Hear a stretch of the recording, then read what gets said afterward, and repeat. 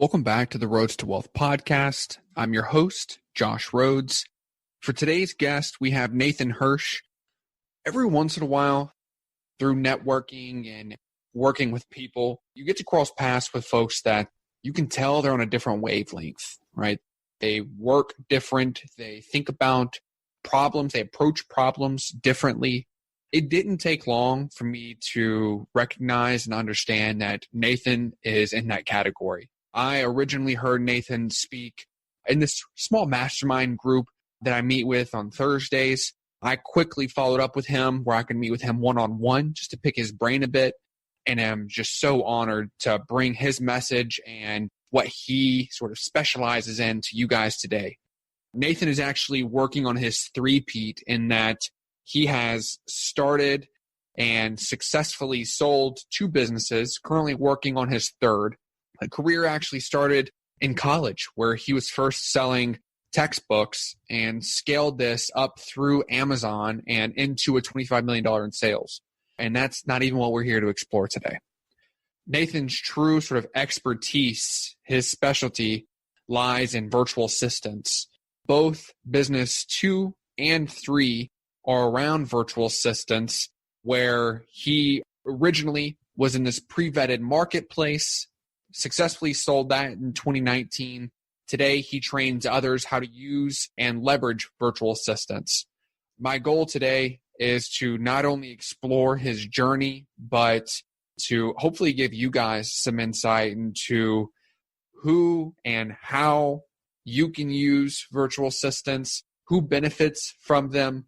I will note that I've taken Nathan's outreach school courses. I'm a huge fan of what he has going on. I think this is going to be a great first step to not only explore your interest, but for those of you that have interest, I think he gives some really critical sort of first steps and things to think about. With that, I definitely don't want to steal his thunder. Let's jump right to it. It's the road to the wealth. I do it for health. For my kids and my spouse. Financially sound. Here we are, Nathan Hirsch. I've been excited about this podcast for several months. I first crossed paths with you in this little mastermind group, this Podetize mastermind group that I'm in. You came in, gave a presentation around how outsourcing or the leveraging of virtual assistants can improve your efficiency and some of the ways you could be using those virtual assistants. I followed up not 60 seconds later, right? The meeting ended. I reached out to you immediately. Man, I love what you spoke about, the content. I've become a huge fan of yours, and I'm really excited to sort of dig into your story and share your message with the listeners here. I really appreciate it. Hopefully I don't disappoint, but it should be a lot of fun. Yeah, man, I've been looking forward to it. I like to start all of my episodes in somewhat the same fashion, in that I kind of like to put the ball in your court and just kind of tell me a bit about who you are and what you have going on today. Yeah, I mean, a quick background. My parents were both teachers, so I kind of grew up with the mentality that I was going to go to school, get a real job, work for 30 years, retire, and that was going to be my life. And when I was about 16 years old, my parents made me get full-time jobs. So I was working every summer, every break.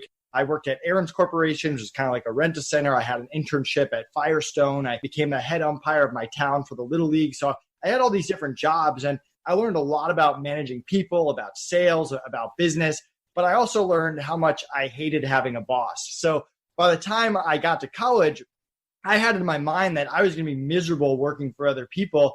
And I kind of looked at college as a ticking clock. I had 4 years to start my own business, or I was going to go into the real world and have bills and responsibilities and never look back. So I started hustling right away. I started buying and selling people's textbooks, competing with my school bookstore, to the point where I actually got a cease and desist letter from my college telling me to knock it off. And my parents were teachers. I didn't want to get kicked out of school. That wouldn't have gone over too well. So I pivoted, and it ended up being one of the best pivots. I had created this Amazon account. Remember, this is 2008, 2009. So no one really knew what Amazon was at the time. They were kind of this big bookstore getting into other products. And I started trying different products, from video games, computers, sporting equipment, stuff I was into as a college guy. And I kept failing and trying new things until one day I came across baby products. And for whatever reason, I got really good at selling baby products on Amazon. If you can imagine me as a 20-year-old single college guy selling millions of dollars of baby products out of my dorm room. And that business scaled. I quickly became overwhelmed. I remember meeting with my accountant because my parents told me I should probably pay taxes. And one of his first questions was, when are you going to hire your first person? And I kind of shrugged him off. Like, why would I do that? That's money out of my pocket. They're going to steal my ideas. They're going to hurt my business. All that nonsense that you hear all the time in the entrepreneurial community. But I didn't listen to him. And I just got destroyed my first busy season, working 80 hours a week. My grades plummeted. My social life was gone. And I got to the other side and I started hiring. I was like, oh my God, I made a mistake. I need to start hiring right now. And I made a lot of mistakes hiring college kids. They were not reliable. They were smoking weed and drinking on the job. And that made me pivot to the remote hiring world, the Upworks, the Fivers, and hired my first virtual assistant. Didn't even know where the Philippines was on a map.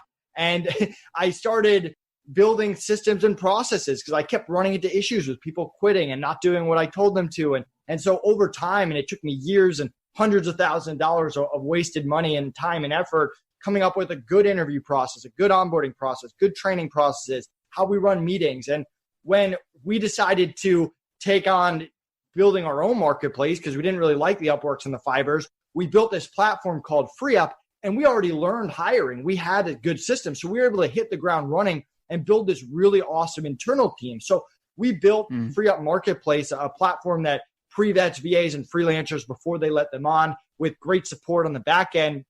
We built that with no office, no US employees, just 35 VAs in the Philippines. And while we were hitting the ground running because we knew a lot about hiring, we didn't know anything about marketing. I mean, we didn't have to do that with Amazon. That's why you pay Amazon their 15%. They bring all the customers. Yeah. We didn't have to do that. So we had to learn organic marketing. We had to learn SEO and getting on podcasts and partnerships and B2B. And so we not only did that over time, but we started implementing VAs and teaching VAs how to do podcast research and creating a partnership program that was run by VAs. So all this stuff we learned how to do. And we built this company, FreeUp. We got it to 8 figures in 4 years, very organically. We didn't spend any money on paid ads. We were acquired by one of our customers at the end of 2019, last year. I mean, that's a whole nother story I can get into. But once we sold FreeUp, people started asking us if we could teach them our systems, our processes, the fundamentals. And so we launched this company, Outsource School, with our signature course called Cracking the VA Code that teaches people our exact process for interviewing, onboarding, training, and managing virtual assistants. And just because I sold the company doesn't mean that every future business I start is going to be successful. So we didn't know if people were going to like it, hate it, and we just took it to market.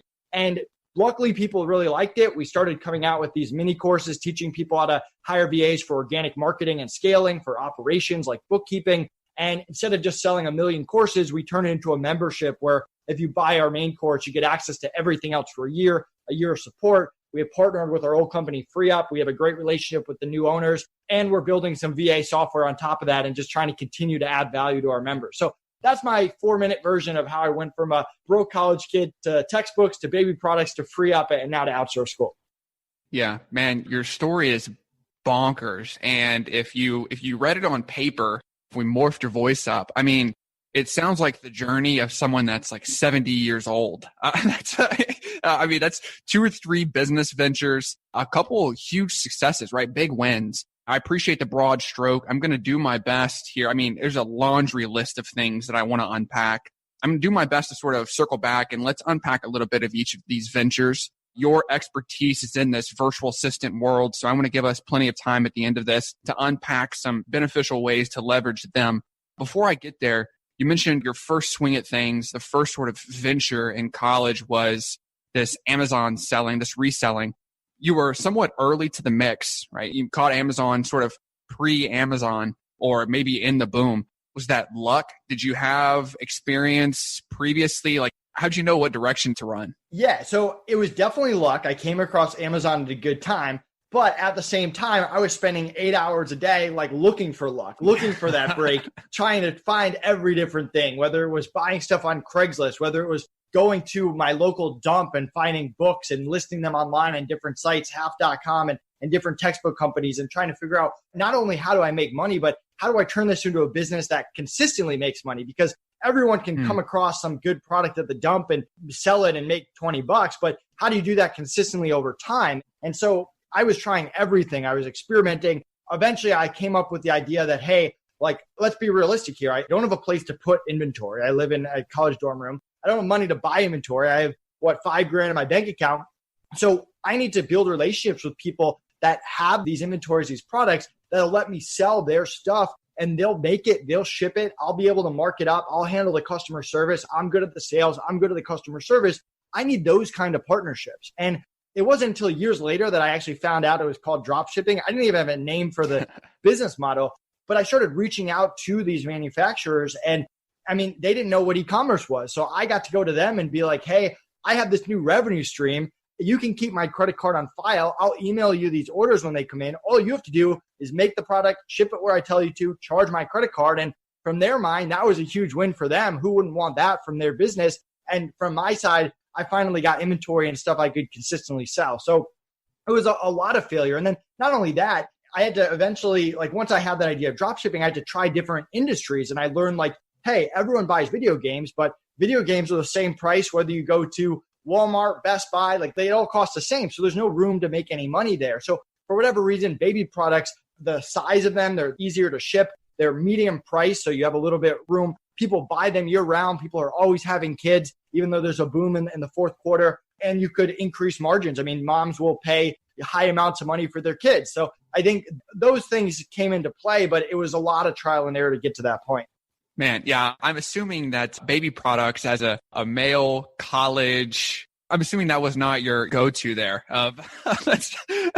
The first thing out of the gate, let's sell baby products. I'm sure that took lots of trial and error. That's probably pretty deep on the list. Yeah, I always tell this funny story how there was this girl I like in college, and one day she like sat behind me in class, and I was just like listing baby products, and she just gave me like the most evil, weirdest look and just never talked to me again after that. But there's like a switch that goes on in every entrepreneur's brain at some point. And I think because I was selling baby products as a 20-year-old guy, it came very early where you're just like, all right, if I'm going to be an entrepreneur, I just need to stop caring what people think about me. Like, there's no in between. It's just that switch is off. And from that point forward, I just didn't care.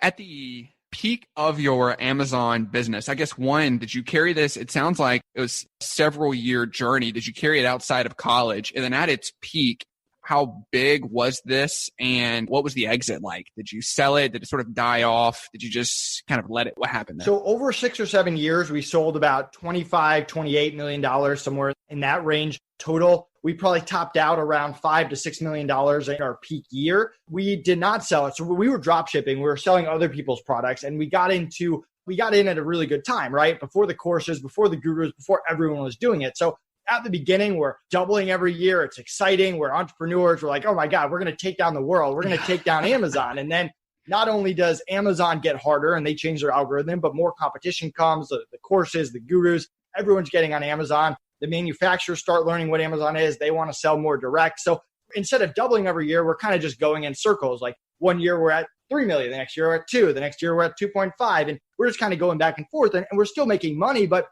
at the same time, we're not selling anything we're passionate about, right? Like, we weren't passionate about selling baby products back then, still not passionate about baby products now. And not only that, but we're not building a brand. We're not really building anything. We don't have our own products. No one knows who we are on Amazon. We're just another seller. So that gets old doing it year after year. And yeah, we did it after college. We actually opened up an office, which is one of the worst business decisions that I ever made. We got rid of that, and we decided to going forward, we're always going to be remote, only because we just added overhead to a business that didn't need it. You could run the whole business remote. And so from there, as we're kind of going in circles, we start experimenting, because that's how I run business. I try lots of different things and see what works. And we experiment with this concept of free up, building our own marketplace. And we start it part-time, and it starts taking off. People start liking it. And all of a sudden it's surpassing our Amazon revenue. And then it became an easy decision to stop selling on Amazon. We didn't really have anything to sell, and we just focus on free up. So that's really how it happened. Awesome. When you were kind of making our way to this free up piece of your journey, when you launched free up, talk to me about the maturity of your, I'm going to call it a product for lack of a better term. It's not a product, right? You're sort of a connector here, but talk to me about the maturity of that product. When you launched, did you have sort of a minimum viable product? And then take customer feedback? And is that how you positioned yourself? Or when you push the green button day one, did you have a live product? I mean, what did that look like for you? So we spent about $5,000 to get Free Up off the ground. For whatever reason, that's a number. We started 3 businesses now with $5,000. So we took 4,500 of it and created this very basic software that everyone hated. It was really crummy. Like people could log in, log out. Clients could see their freelancers. Freelancers could log their time. And that was it. It did nothing else. So if people wanted to send me their request, hey, I need a graphic designer, I need a customer service rep, they had to email me or Skype me or call me. And we kept track of all of it in a Google Doc. And all the billing was manual. So at the end of every week, we would download a report and charge people's cards. So it was really makeshift, but we just took it to market, like minimum viable product, got it out there. And like you said, I mean, we're big proponents of feedback. We just started asking people what they liked, what they didn't like. And the business ended up being a lot of different parts. You've got the client side of it, which you need clients, you need people that want to buy the VAs, buy the freelancers, a lot of people that didn't like the Upworks, the Fiverrs of the world. You got the freelancer side. These freelancers, they can go anywhere. They got so many options of where they can offer services. So we have to make it attractive to them and make sure they like being there. You've got the admin side and reports and being able to actually do stuff with that data. And you got the software that kind of holds it all together. And we can't compete with Upwork on software. Like we can't compete with Upwork on marketing. So we had to focus on customer service and experience and really prioritizing it, because once we start asking for feedback on our software doesn't do very much. Like we get overloaded with feedback, right? Everyone wants everything. So then it becomes prioritizing. What do we do first? What do we do second? Do we focus on big projects? Do we focus on a lot of little projects? And over time, building that software and making sure that it does the billing for us and that requests go through the software and adding the essential stuff first. So that's really how we got it off the ground. I love the sort of small pivots there, taking customer feedback, building something that's being asked for versus trying to guess where you're headed. One of my favorite questions or topics to dig into, I won't do it for long here. First started doing this with a conversation with Sam Parr, who owns The Hustle in San Francisco. You've mentioned a couple times there are other virtual assistant or outsourcing platforms out there. As you guys got yours up and off the ground, how did you differentiate yourself? What did you do to cause a splash, right? Were you just spending loads of money on marketing? I'm assuming that's not the case, as you built this with $5,000. Did you have some sort of affiliate program? That's what Sam Parr was leaning on to build brand. What was your your spread approach, right? How'd you build that customer base?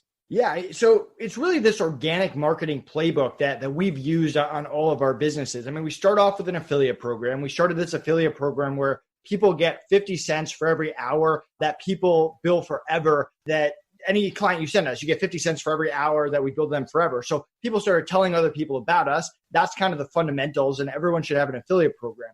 Then I network with 3 new entrepreneurs every single day. I've been doing that for years. And that's a great way. I'm not trying to sell them. I'm not trying to pitch them. I'm trying to get to know other people in the space, add value to them.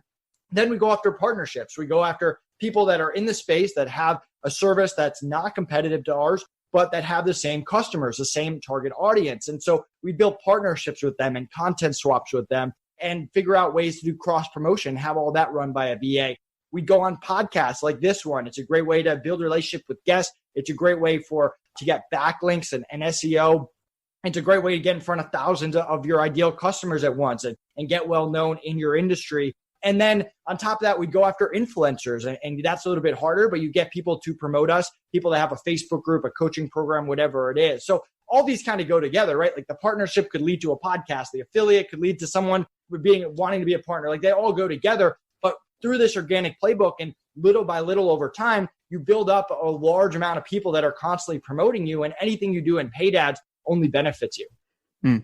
One other question around Free Up. We've talked about the big fish in the sea, right? And your start Free Up was your big differentiator, you versus the Fiverrs of the world, the customer service and their experience that you mentioned earlier. Is it the fact that your virtual assistants are becoming pre-vetted, right? How did you differentiate yourself? I think one of the scary things about starting a business is that you don't want to start something if it even somewhat already exists, right? And so there are these big whales out there, and not to say you're the identical platform, but how did you differentiate yourself? So we tried to take everything that we liked about those platforms and change everything that we didn't like. So it really came down to 4 things. First of all, the pre-vetting. We got thousands of applicants every week. We'd vet them, only let the top 1% on the platform.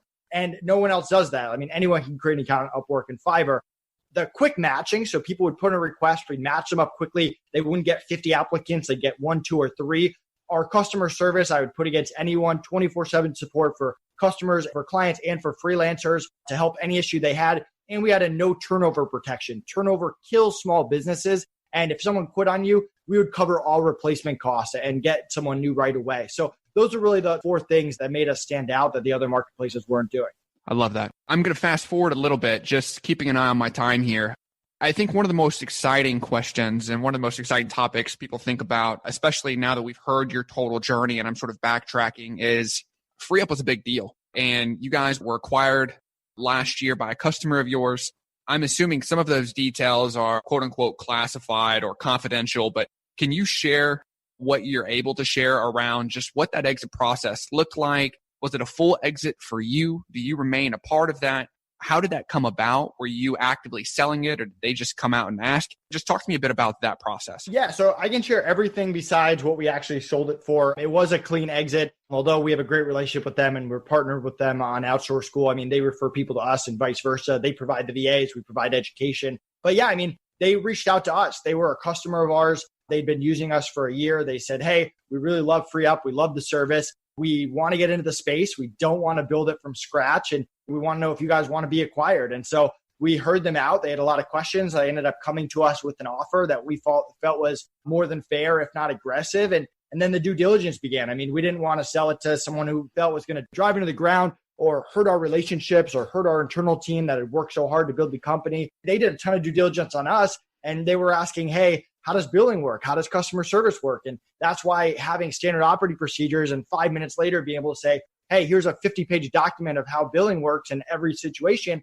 really helped us. And we got to visit their office and meet their team and see how they treat people and learn about the businesses that they've acquired before. And they had a lot more experience scaling businesses bigger than we had. I mean, we had never built a business to $50 million before. So we really liked them. They checked out. And then it became, how do we make sure this is a win-win-win for everyone? We didn't want anyone to get screwed over in the deal. I think the hardest part of selling FreeUp was saying goodbye to our internal team, which we really love and continue to love. So we took $500,000 from the deal, gave it to our team in the Philippines, made sure that they were taken care of. And although it was sad, I think they appreciated that. And even now, we check in with them all the time. So once it became apparent that we thought it was a win for us, a win for them, a win for the VAs and our team, a win for the freelancer, the clients, and the platform, we made that move. And I think even then, you're kind of crossing your fingers and hoping they weren't full of BS and it wasn't going to blow up after. But so far, they've been great and they've been asking us for feedback. Obviously, they want to make changes and scale it, but they've been asking us, hey, is this going to affect anything that we're not thinking of? And I mean, there's no better feeling than checking in with the internal team and hearing, oh, yeah, it's going great. Like, this is awesome. So I think it all ended up working out really well. One of the questions is I read through your journey and I learned more about just sort of how early things happened for you and just how hungry you were. One of the questions I've been chewing on, I've asked a few folks in the past, and I'm curious in your take on this, is talk to me about the differences in mindset or in happiness as you grew in wealth, right? So, I mean, you mentioned in college at one point, less than 5K to your name. You started several businesses, betting big. You bet 5K on yourself, right? But then you have a successful exit, right? And you have a successful Amazon business, and then you have a successful exit with FreeUp, and you go from 5K to 50K to giving away 500K to, I mean, there's serious growth there. Talk to me about, I mean, any differences or anything worth calling out as far as happiness or mindset. Just talk to me about the differences there. Yeah, I mean, I tend to be a pretty frugal person. So my dad growing up was all about finances. He taught me how to invest in the stock market and to avoid credit card debt. And I tend to be the person that just wants to buy everything in cash and not take any debt for any reason, whether that's right or wrong. And I'm sure a lot of good entrepreneurs tell me that that's ridiculous. But for whatever reason, that's kind of been my mentality. So my life hasn't really changed too much. I think I spend money on experiences, on travel, on food, and less on just stuff. I mean, I drive a 2011 Subaru that was actually, when I had success for my Amazon business, I paid off my student debt, which was the first thing I did. That buying this new car was my big purchase, a 2011 Subaru. And I've had that Subaru till this day. So I haven't even upgraded a car since then. So yeah, I mean, to me, it's not so much that the money is the happiness. To me, it's just like the flexibility and the time. I mean, I can be anywhere at any given time. I mean, even with Free Up, like there were weeks where I was working 60, 70, 80 hours weeks. I think with Outsource School, although we're putting a lot of hard work into it, there's a much better balance, a little bit less stress and less pressure. And we're filming this during COVID. So, I mean, I had a lot of travel plans and stuff that were canceled because of it. And I don't think I expected to sell my business and be locked in my house for 6 months. So, I mean, overall, I'm very fortunate, and I'm just kind of joking about that. So I think there's certain parts of it that I haven't really been able to experience just because of that. But my lifestyle is definitely way more chill, way more calm. I think security is always good, just peace of mind and all of that. But I'm never one to chase the Lamborghinis. That's just not my style. I mean, I hate buying clothes. I wear the same clothes every single day. I wear shorts and a t-shirt. Like that's just more my personality than anything else. Yeah, man. Not that I can relate personally and that I've had a successful exit, though. I'd like to think I came from less than, and even to the point where we're at now, where we've had a little success. I've had the chance to start talking to some folks that have built some wealth, and I really connect with the fact that you've stayed frugal. You've stayed sort of true to your comings, right? How you've gotten here. I'm going to continue to fast forward your journey a bit because I want to spend some time talking about how we can leverage virtual assistants. But you mentioned Outsource School at the top of the call and really how this idea came about and that Free Up was acquired. Now we're kind of looking at the other end of this, right? You were able to pre-vet all of these virtual assistants and deal with that side. Now you're actually leveraging the client end of this and helping them, training them on how to find and vet and really train virtual assistants to offload some of the responsibilities that they're currently taking on.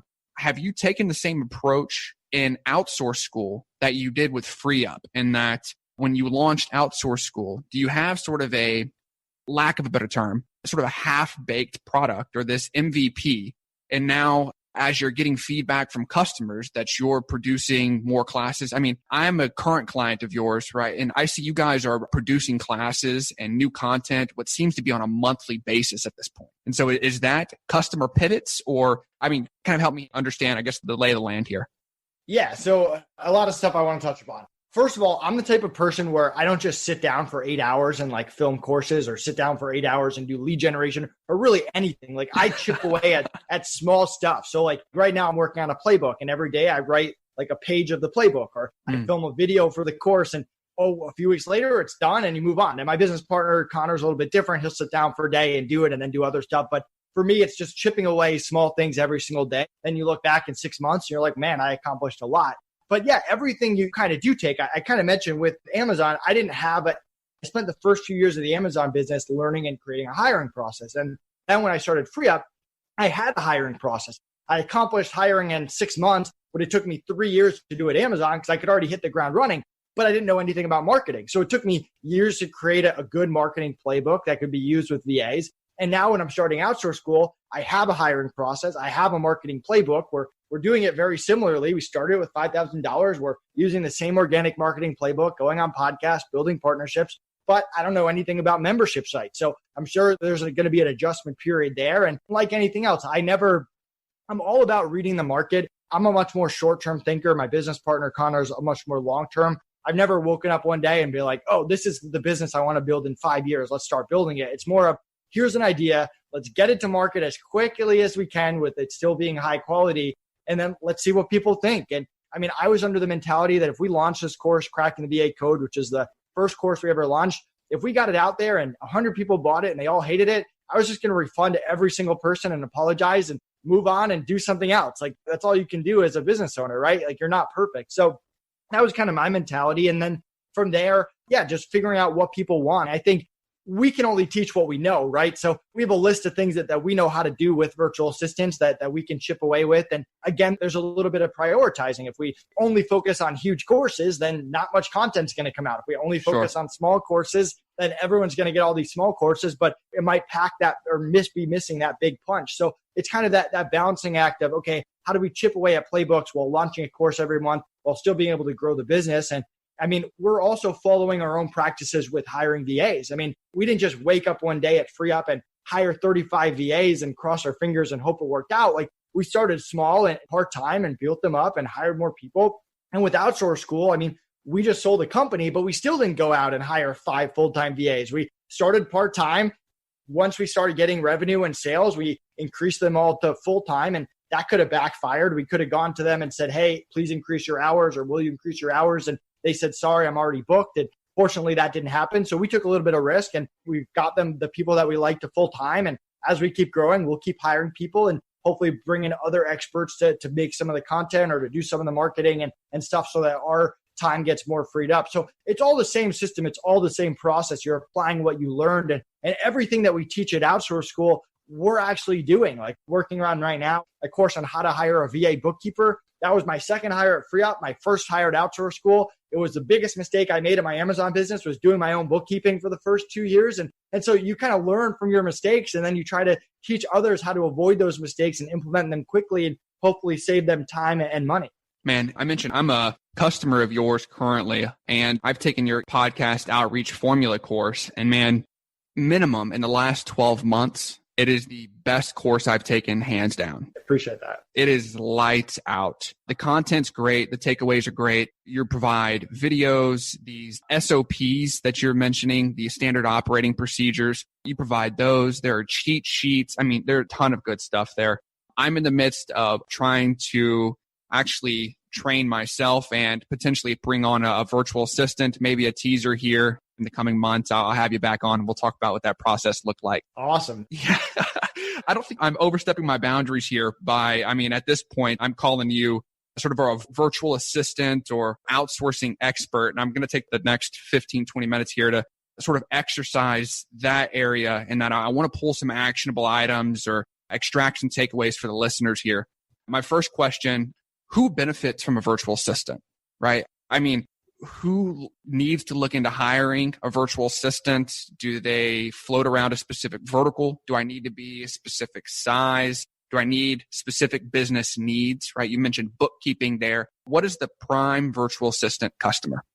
Yeah, I mean, it's really all over the place. I personally, and obviously I'm biased, but I don't think that any business can't use virtual assistants right now. When I was with FreeUp, yeah, we went after e-commerce sellers. We went after marketing agencies, but my gym down the street used a VA to do their social media. A sushi restaurant down the street used a VA to build their website. So like any business out there can hire VAs, and you can hire them full time. And I'm a big proponent of, if you can hire them full time, if you develop your business process, like hire them full time now rather than part time now and hoping you can increase them later, because there's some risk there. But you don't have to hire them full time. You can hire.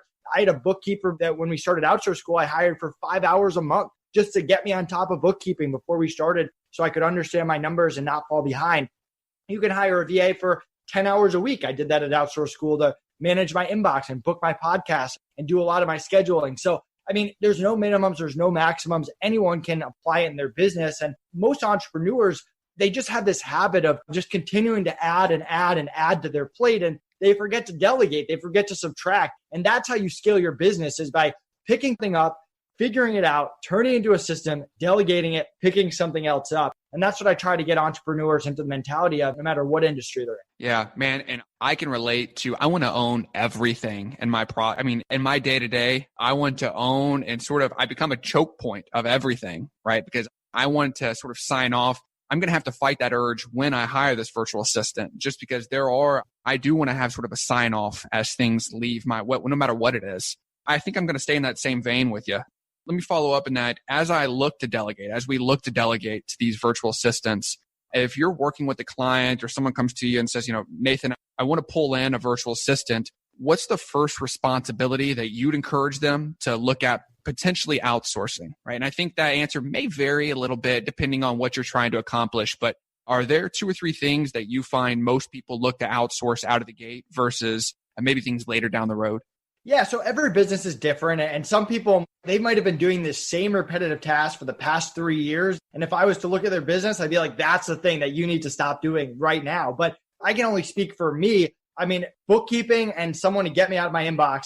The inbox VA was my first hire at FreeUp, and bookkeeping was my second. With Outsource School, my bookkeeping was first and the VA was second. So to me, that's the 2 things. Because if I can not do bookkeeping, which I don't like doing, I'm not good at, most entrepreneurs are not good at, but be on top of my numbers from day one. And if I can get a head start to every single morning and not have to spend the first hour responding to emails, responding to customer service, to me, that has a huge advantage in the first 6 months of any startup. So every business is a different place, and you might be 5 years into your business. and you're listening to this now and you're like, okay, I need to hire a VA. And so that's going to be a lot different than me starting outsource school this year. 100%. When you say a virtual assistant's taking you out of your inbox, are they responding to emails on your behalf, or what does that mean? Yeah, they're never pretending to be me. Some people can do that. It's just my personal preference is to never let a VA pretend to be me. If I respond on Facebook or anything like that, it's always me. I think it loses a lot of trust if you start having people pretend to be you. Sure. So I essentially set limits. I'm like, hey, these are the types of emails you're going to respond to. I teach them how to do it. I teach them how to book stuff for me. I actually writing a playbook right now on how to hire a VA to book all your meetings and podcasts and keep your schedule organized, which just gets you hours back every single week of not having to do that. And so they handle all that for me. And I set a level. So like, hey, anything below this, you leave for me, or write a draft and leave it for me. And then I'll give you feedback because I want to keep teaching them more and more and more over time. And stuff like, hey, if my lawyer emails me, if my accountant emails me, like don't respond to those emails, leave them for me. So you kind of set those rules like that. Man, and I love the idea. I was going to ask you, when do you know it's time to outsource, or how do you know what things to outsource? And I love your idea or your thought of look at your schedule, look at things that you do repeatedly and something that's almost monotonous, right? It's like when I'm researching to do cold outreach for my 9-to-5, for my sales role, like there are certain things that you do that you could be spending more of your quality time on and be far more beneficial, reap more rewards versus spinning cycles and, like you said, cleaning out your inbox or doing some of the podcast research, things like that. I love the idea of looking at your schedule, seeing where do you spend most of your time, and is this something that you could potentially delegate? I'm going to stay maybe in that same vein in that we've talked about this for a little bit. One of the scariest things when I think about delegating a task is that at this point, I feel, let's use that researching for a podcast idea, right? I feel I've really got my research down. I know where to go, what I'm looking for, what a good guest looks like, things like that. I think a hesitation almost anybody would have when you're hiring a virtual assistant is that you're going to have to train them. And for a time there, you're really what feels like causing more friction than reducing efficiency, right? Because you're having to take time out of your day to train this virtual assistant. There's going to be mistakes. You're going to have to circle back, comb through that. What can we do to avoid some of those hiccups? Yeah, I mean, I like to look at everything as 100%, and my goal is to get the VA to do 85 to 95% of it. So even if they're not doing all of your research, can you get them to do the first step of your research? Can you teach them to do the first 2 steps? Can you get them to give you a hit list of 100 people and then you go through those 100 people? I mean, can you get them to just eliminate people for you? Maybe you have a huge list and you're like, hey, can you just eliminate all the people that are XYZ? Maybe I don't have males on my podcast, so just eliminate all the males. That's obviously a terrible, very basic example, but you get the point. Like, just get them to do small parts of it. And as they build trust, as you're like, okay, they're getting it, then you give them a little more and a little more and a little more. And I mean, that's really what the podcast research formula is all about. I mean, it gets the VA to do 80% up front. You show up and do the 10%. You do the podcast. Maybe you send the email, they accept you, and then you do the podcast. And then they do the last 10% and they send the email after the fact. And so getting the VA to do as much of the process as possible. And people are always asking me like, how are you doing so much? You're posting everywhere. You're going on all these podcasts. You're doing this. And that's because the VA is doing 85% of it. And I'm just showing up every day and doing 10 minutes here and an hour here and 15 minutes here. And it doesn't take up 20 hours of my time. Man, how about the flip side of this coin? We've talked about a lot of the things VAs they excel at, things that you're able to offload, teach them, train them up on. How about the other side of this coin? What are things that you try to avoid outsourcing or offloading to a VA? You mentioned there just a personal preference. You don't like for them to respond as if they were you. Are there other responsibilities or roles that you tend to try to avoid outsourcing? Good question. I don't let them to pretend to be me, but they do a lot of stuff off of that. Like, for example, if I'm talking to someone on Facebook and they need to book a meeting, I'll add my VA to the chat and my VA will jump in and do it. Or my VA will respond to the email and just say, hey, I'm Anna. I'm Nathan's VA responding on his behalf. So they still do the task. They just don't pretend to be me. Sure. So you can only outsource stuff that you have a system, that you have a process for. So if I don't know how to do it or I don't have a system for it and Connor doesn't either, or we don't have anyone on our team that does, we can't outsource it. We have to hire the specialists or the experts to come in and hit the ground running. And I'll still hire it remote, but I won't hire virtual assistants for it. The other side of it is I would never outsource. I shouldn't say never. whatever your core competency is, whatever you're the best at in your business, if you're the best at doing podcasts, if you're the best at doing research, if you're the best at finding profitable products, that should be one of the last things that you outsource, because you don't want to outsource your core competency too early. And I'm a big proponent of you becoming great at what you're good at. And a lot of times you need a little bit of time to do that, but don't try to become good at what you're bad at. Hire the specialists and the experts to do that. So if you haven't proven your business model yet, or you're doing sales and your company's small and you haven't mastered sales yet, it's probably not the first thing you want to outsource. Now, does that mean that you can't have them have them do the first 10% of sales, like the research or the appointment setting? Of course you can do that. But I always cringe when someone starts a marketing agency and 3 weeks in, they're like, all right, how do I outsource sales? It's no, you need to figure out sales. Same thing with Amazon businesses.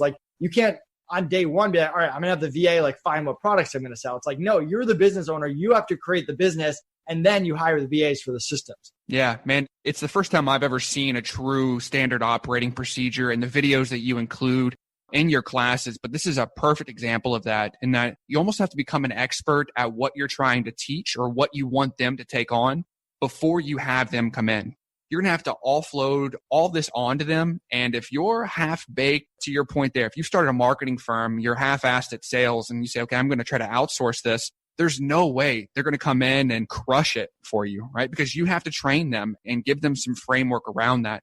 Your standard operating procedures and the videos that you include are extremely descriptive. You walk them through step by step. Watch my mouse. I'm going to click this. Now we're going to go over here, and you're talking through them. Obviously, I can't show an example here on the video, but what softwares or what are you guys using to make that sort of video and to maybe prepare that for your virtual assistant, right? How do you get that bundle together for those guys?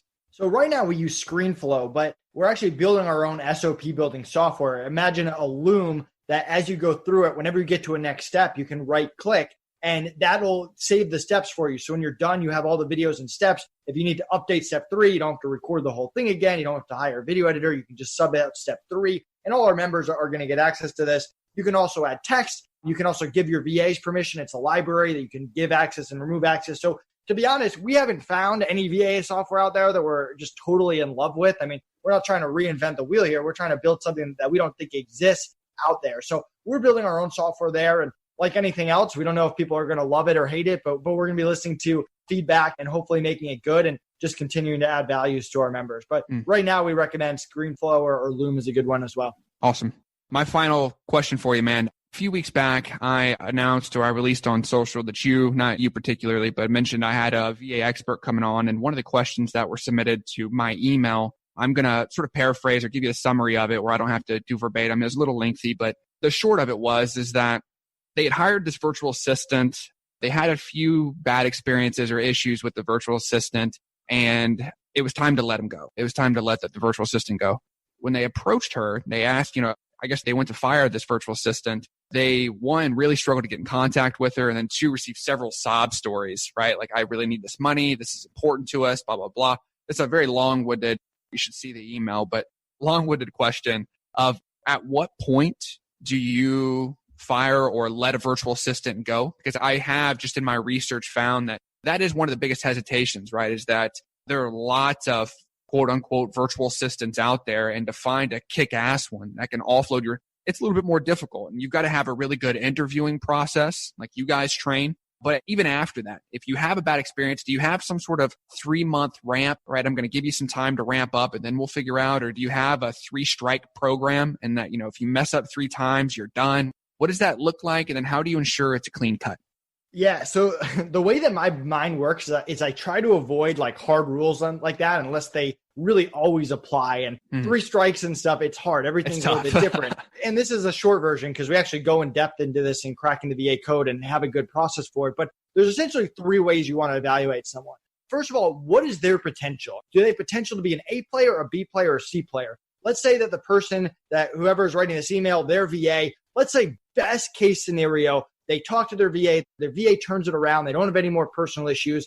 Are they going to be an A player, or is best case scenario, they're a B player or a B minus player? Because that's a lot different. So if someone has a potential to be an A player, they're fast, they're smart, they learn quickly, then yeah, you give them a little bit more time, a little bit more leeway. A players are tough to find. The second question is, how much time have you invested in them? So if you've invested a week and someone's causing a lot of issues and they only have potential to be a B player, probably not worth it. If you've invested a year and they have potential to be an A player, probably spending a little bit more time trying to turn them around. But if you've spent a year and they only have potential to be a C player, you should probably not spend more time. And that's a good lesson to you that you probably should have figured out that they're a C player before a year went through. And then the last factor, this factor is there just so you think about it, but it's not the deciding factor on making a decision, but it's how is removing that person going to affect your team. So if you fire Bob and you have a team of 5 other people, how are the other people going to handle it? And if Bob's a C player and he's causing a ton of issues, that doesn't mean you keep Bob around because the other people like him, but it's just something to keep in mind. It's a factor so that you know when you fire them, you're going to have to handle it in a certain way. So depending on how those factors check out, that's how you make a decision. And it almost allows you to kind of remove the personal element of it. Like all those stories are well and good. You don't know how true or not true there are. There's also plenty of other VAs that are going through bad or harder situations that would be really fortunate to get that job. So there's other ways to kind of look at it, but figure out what kind of potential they actually have, how much investment you've made, how it'll affect the team. And then it comes down to what types of issues are they causing. To me, poor communication is the biggest type of issue. I don't put up with poor communication at all. Them being sick for a day and they communicate, that big of an issue. So it just depends on where they're at of that scale. Man, I love the feedback. I appreciate that. 3-4 minutes left, man. I want to open the floor one last time. I've hopped around in all sorts of places. I've covered a bit of your journey, at least a really broad stroke. Just some of the benefits that you and we see in this virtual assistant approach. I want to open the floor to you one time, put the ball in your court of just, have we not covered anything that's worth touching on now that you sort of have a direction of a podcast and platform? Anything worth circling back and maybe just doubling up on? I just want to give you the ball one last time here. Yeah, so I appreciate that. First of all, I'm one of the easiest entrepreneurs to contact, and I love networking with other entrepreneurs. Feel free to connect with me, reach out to me, Nathan Hirsch, Facebook or LinkedIn, Real Nate Hirsch, Instagram or Twitter. We really are passionate about Outsource School. We love the feedback so far. We have a lot of free tools for you. If you go to outsourceschool.com, we have a VA calculator you can grab to figure out how many VAs you can afford. We have a case study that shows you the exact hires we made in year 1 through 4 of building an 8-figure business. We have a free productivity course that takes only an hour to take and will make you more productive going forward. And if you are interested and you want to learn more about VAs and get our exact process, if you buy our main course, Cracking the VA Code, which is $997, you get a year access to every other course, every other playbook that we come out with. You get a year of support. You get a year access to our community. You get some free up credit, $50 to check out the free up marketplace with our partners there. And we're just going to keep adding the value with software and other stuff that we come out with. So yeah, that's all I got. I appreciate you having me on. Yeah, man, you're the real deal. I echo you in the classes and courses that you guys provide. I know I've said it a few times, but I'm a huge fan and abuser. I've done the productivity course. I've reviewed and learned the hotkeys. I've actually taken the podcast outreach formula. I'll continue to chew through everything that you guys are producing. I'm a huge fan. I really, really appreciate your time, your energy. For the listeners, everything that we've discussed, including links to everything that Nathan just mentioned there in his closing, will be included in our show notes. Feel free to reach out. Any questions, comments at roadstowealth.com, the info at roadstowealth.com. Nathan, thanks again for your time, man. To the listeners, I hope you guys enjoyed this week's episode. Make sure you give someone a hug and stay on your grind. Thanks for having me. I think it is so incredible what both these guys, Nathan and Connor, have been able to accomplish with, and 2 or 3 separate times, with nothing but $5,000 and a couple virtual assistants. Right at the end of this, several virtual assistants, but totally remote, all remote employees. That's just incredible to me. As always, I'm extremely thankful for Nathan's time, his energy. Somehow he's able to bring that level of energy to all of his interviews, all of his content. Definitely check some of his other pieces out. I truly hope today served as a solid introduction to this virtual assistant world for you. It was for me. I've been in this rabbit hole now for several months, in that I've just been researching this virtual assistant world thoroughly. I've continued to keep a regular cadence with Nathan here post-interview. I'm actually in the midst of hiring my own virtual assistant in this free up platform, leveraging Nathan, his methods. He's been a huge help throughout that. Yeah, it's been an incredible journey. I'm going to continue to keep you guys updated there. For those of you that want to know more, if you want to explore this, I'm an open book, right? Please reach out, info@roadstowealth. Let me talk about some of the things I was pumped today to kind of find out and hear. One was just the amount of potential sort of capabilities that you could outsource. Nathan rattled off probably a dozen throughout today, some of which I've jotted down here just as he was talking. Emails, copywriting, scheduling, bookkeeping, researching. I thought that was just super interesting, right? I guess to maybe stack on top of that for a second, I loved his advice on find where you spend most of your time, and is that where your value resides? If not, you need to outsource that in an effort to not to do less, but in an effort to spend more of your time in the valuable spots of your business, right? And your moneymaker, where you personally create the most value. My value personally is not in adding data or doing research and adding data into Excel documents or into typing out a bunch of copied emails, though others will thrive and love that part of the puzzle, right? Or that part of the business. My value is more in getting customer or client facing, running sales calls, running demos, running these podcasts. I find my value is when I can get in front of people and sort of turn the enthusiasm and the emotion on and kind of let that run free. I'm a peacock. You got to let me fly. That's what on a serious note, I do think it makes sense to outsource some of the lower levels of work, places that you're spending too much time, where you're not getting much value. Find a way to outsource that, knowing that if you spend an extra 5, 6, 7, 8, 10, 12 hours a week selling or making content or wherever that your value sits, that you're going to see a hockey stick of success and really a hockey stick of wealth creation. As always, for anyone that's interested in exploring more, please don't hesitate to reach out to me directly, info@roadstowealth.com. I mentioned earlier, I've done just hours and hours of research here, not only in prep for the podcast, but in prep for sort of my next step in this journey. I'm happy to work with, listen to, provide guidance to any of the listeners here. Drop me a note. I love hearing from you all. Definitely keep in mind our push for the reviews as I'm looking to sort of up that, potentially double that if possible. It's a question that comes up as I try to book some of these bigger guests, right? How many listeners, how many views, how many reviews, things like that. That's all I've got for you guys this week. I really, really appreciate your ears. We're in some weird times, guys. Give someone a hug. I'm just extremely thankful for each and every one of you. Stay on your grind.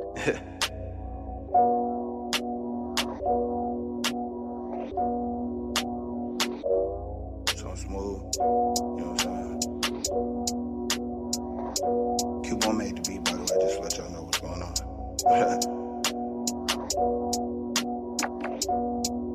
Tell them, it's the road to the wealth, yeah. I do it for health, yeah. It's the road to the wealth, yeah. With my kids and my spouse, yeah. It's the road to the wealth. I do it for health, yeah. With my kids and my spouse, yeah. I'm financially sound, it's the road to the wealth, yeah. I do it for health, yeah. With my kids and my spouse, yeah. Financially sound. If life about purpose, it give you something to seek in. I've been setting cash goals, financially speaking. I've been finding blessings through all of these demons. I pray to God, I give you something to reach with. See, I give you something to leave with. This life about goals and achievements. Your eyes on the prize, they hit out your mind and pray to whatever beliefs in. Teach on the way, know that the beach on the way gotta shine hard. And the teacher's water, know that little seed, they gon' grow tomorrow. So every day gotta come with us. So they give you something to stand on. Make the false off when you land raw. Make you put some new friends on. It's the road to the wealth. I do it for health, yeah. With my kids and my spouse, yeah. I'm financially sound. It's the road to the wealth, yeah. I do it for health, yeah.